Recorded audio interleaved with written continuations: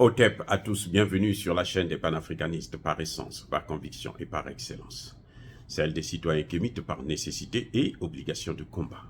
Nous sommes une chaîne qui n'est guidée que par nos ancêtres et rien que par les ancêtres qui appartiennent à l'égrégore du monde noir. Par conséquent, nous ne croyons en aucun Dieu venu de l'étranger. Toutefois, cette vidéo n'est aucunement destinée à inciter à la haine ou à la violence, car nous menons un combat qui est d'abord et avant tout spirituel, intellectuel et démocratique.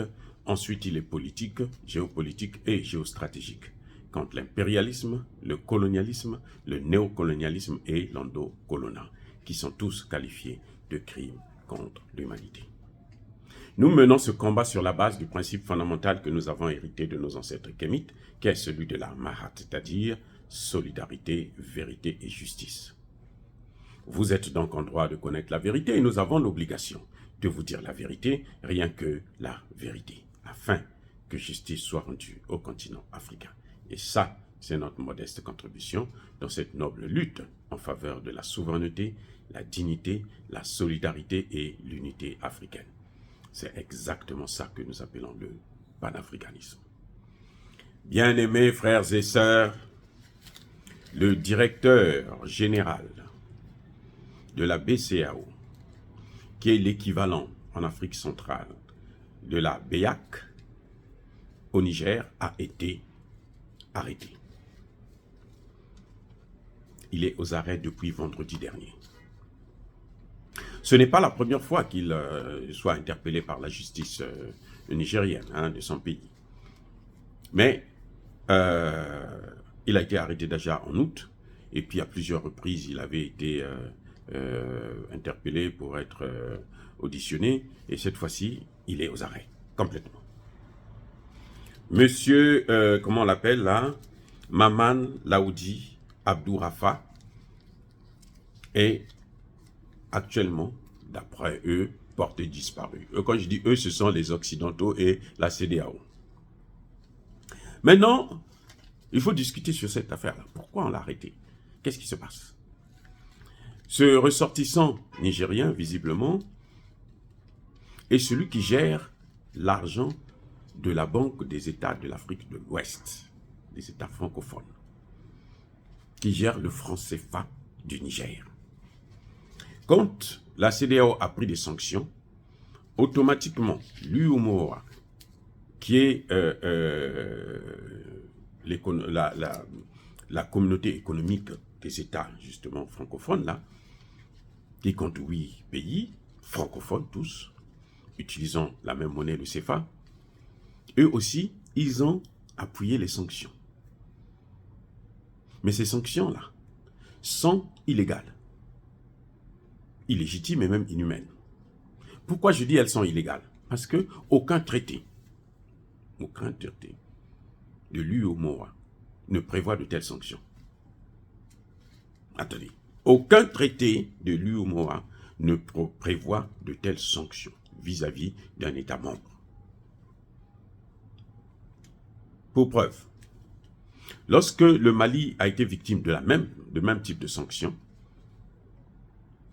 le gouvernement malien avait porté plainte à la Cour de justice de la CEDEAO. Écoutez bien, vous savez quoi? Le Mali avait remporté le procès. C'est la Cour de justice, la BCEAO qui avait perdu le procès.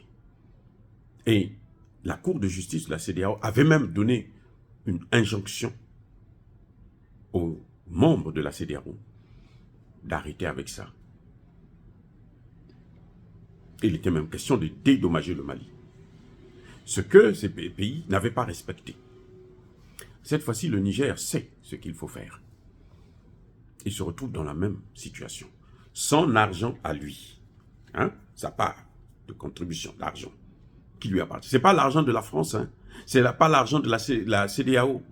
C'est pas parce que d'ailleurs, dans l'UEMOA, le Niger ne fait pas partie, le Ghana ne fait pas partie, donc ça n'a rien à voir. En principe, cette institution ne pouvait pas faire partie des sanctions, parce que cette institution, ce n'est pas la CEDEAO. Non, elle n'a rien à voir avec la CEDEAO. Logiquement, elle n'a rien à voir avec la CEDEAO. Ça, c'est une institution qui concerne seulement les pays qui utilisent le franc des colonies françaises d'Afrique. Il faut l'appeler ainsi pour comprendre l'implication de la France dans cette affaire. Et dans nos banques, il y a toujours des agents français qui y siègent et qui ont un droit de veto.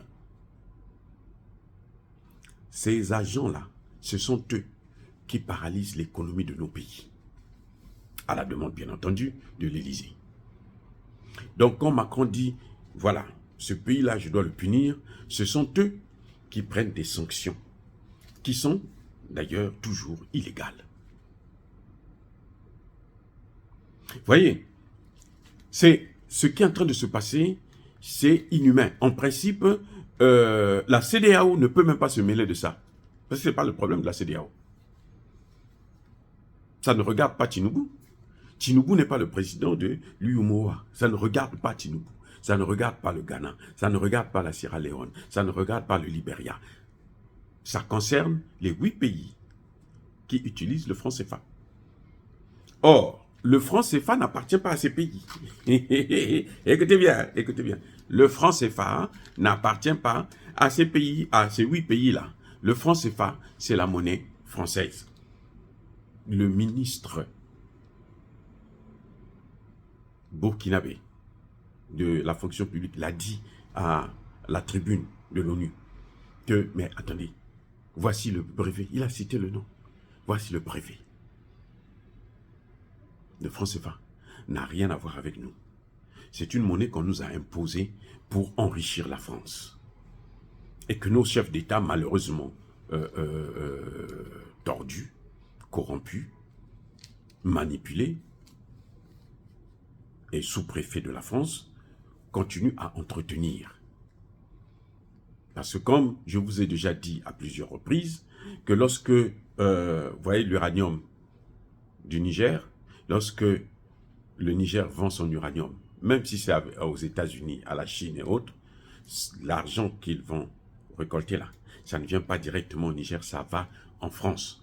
Et la France retire 50% de cet argent. Parce que c'est elle qui doit échanger cette monnaie. C'est elle qui garantit le CFA. Elle retire 15% parce que c'est elle qui fabrique le CFA. Et elle retire 10% parce que c'est elle qui s'occupe des transports, et des taxes et autres. Voilà ce qui se passe. Donc la France retire 75% et elle donne aux pays concernés 25%. Encore, ces 25%, elle les donne quand elle veut. C'est pour ça que nos pays ne peuvent pas se développer. Parce que quand vous voulez entamer un processus de développement, vous devrez absolument avoir l'aval de la France. Vous voulez acheter des machines, c'est la France qui doit dire oui ou non si vous devrez le faire. C'est elle qui doit valider l'achat. C'est elle qui doit co-signer l'achat. Vous voulez acheter des machines agricoles, si la France ne veut pas, elle vous dit, vous n'achetez pas des machines agricoles. Si elle ne veut pas que vous achetez ça en Russie parce que c'est moins cher là-bas, elle va vous vendre ce qu'elle vend qui coûte 10 fois plus cher. Vous êtes obligé de le faire ou vous annulez le projet. Voilà ce que c'est que le franc CFA.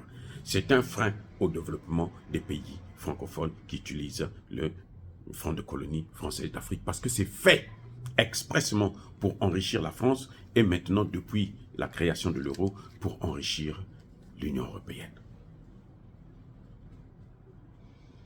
Donc la France, aujourd'hui, ces pays-là, la CEDEAO est paralysée dans une telle action parce que c'est un ressortissant français et plutôt nigérien, africain.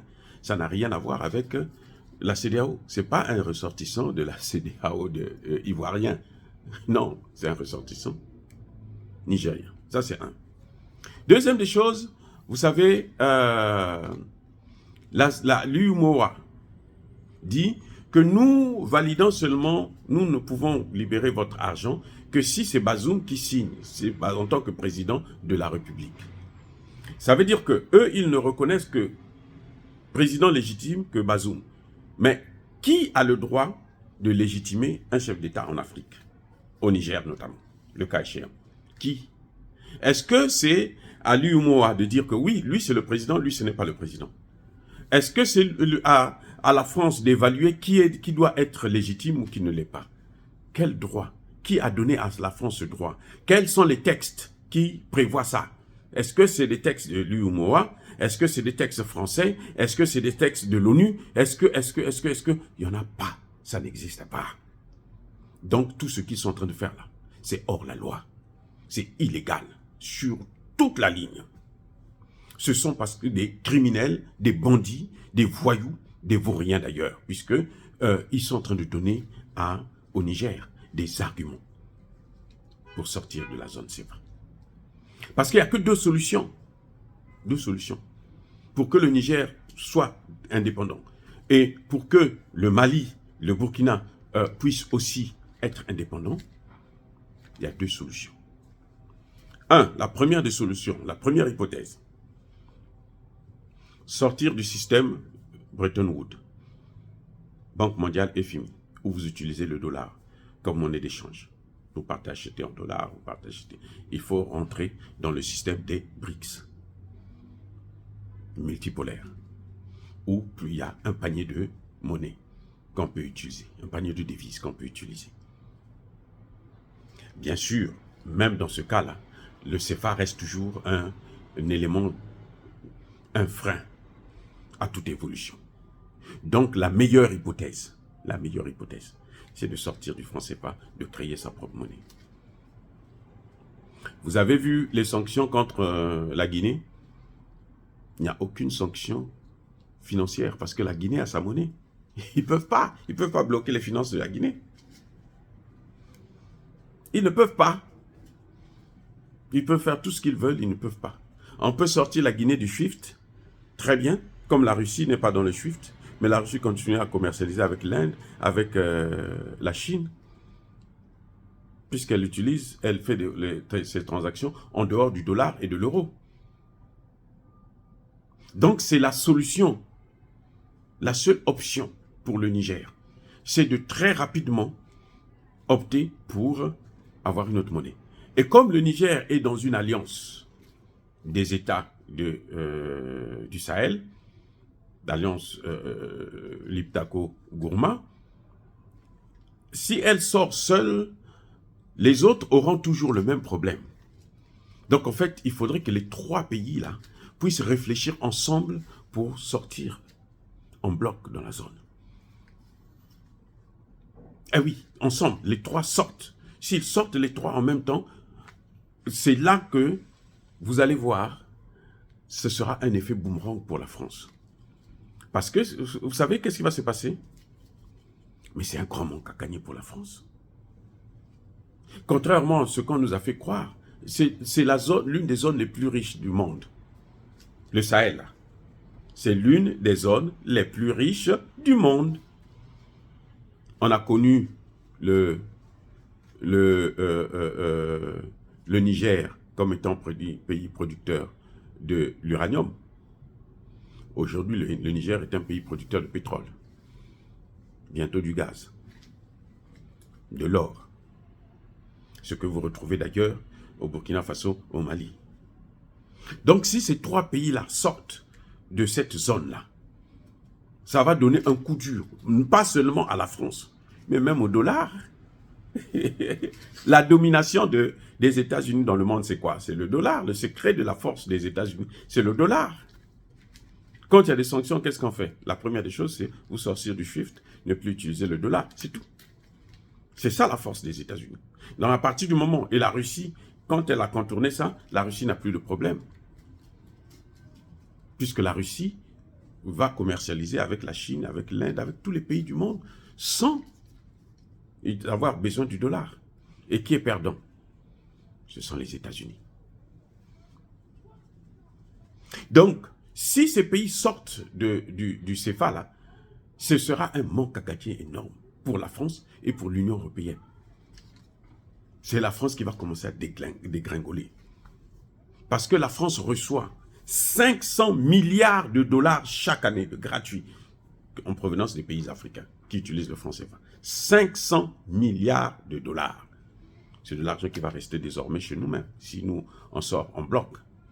Mais comme on ne peut pas sortir en bloc, parce qu'il y a toujours des larbins il y a toujours des imbéciles, des chefs d'État, qui pensent qu'il faut qu'ils soient toujours les esclaves de la France. Eh bien, ceux qui peuvent sortir doivent déjà sortir. Parce que si les trois là sortent, c'est fort probable que le Centrafrique va sortir aussi. Et ça va faire boule de neige, tache d'huile. Voilà ce que j'avais à vous dire. C'est dommage pour ce directeur qu'il soit dans cette situation, mais il faudrait qu'il comprenne très bien que, en fait, le problème du Niger, c'est que le premier ministre du Niger, là, c'est un banquier. Il connaît bien la maison, là. Il a fait toute sa carrière à l'intérieur. Il connaît bien. Donc, j'espère qu'il aura le courage de prendre la décision ultime, qui est celle de sortir du franc CFA pour sauver son pays. J'espère qu'il n'aura pas peur d'affronter cette dure réalité, parce que c'est une réalité, mais ce sera peut-être un peu dur, mais ce sera avantageux pour le pays et même pour le continent africain. Il marquera l'histoire s'il le fait. S'il ne le fait pas, eh ben, son séjour en tant que Premier ministre sera nul et non avenu. Hey, bien aimés frères et sœurs, Yaba Kolère, dire cela s'inciter à la violence ou à la haine? Non. Soyez bénis, je persiste et je signe. Soyez abondamment bénis par le Dieu des Kémites et par nos ancêtres angélisés. Mais que tous ceux qui persécutent le continent africain le pillent et le déstabilisent, qu'ils soient noirs, blancs, chinois, arabes, indiens, juifs ou qui qu'ils soient punis, maudits, foudroyés, neutralisés, écrasés, effacés par ce Dieu des Kémites et par nos ancêtres angélisés. Vive l'Afrique éternelle, j'ai dit et j'assure.